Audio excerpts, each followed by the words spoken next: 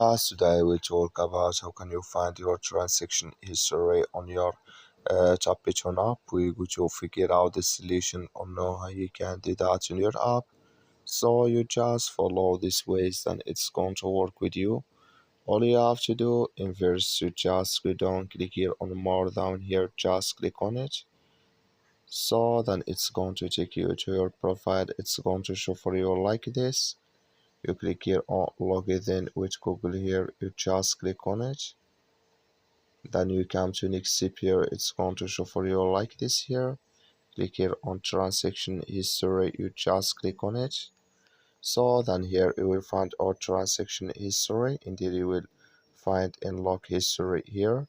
Like you see, I have nothing here in my list here, but if you have it you will find it here in this list on your Tappytoon app.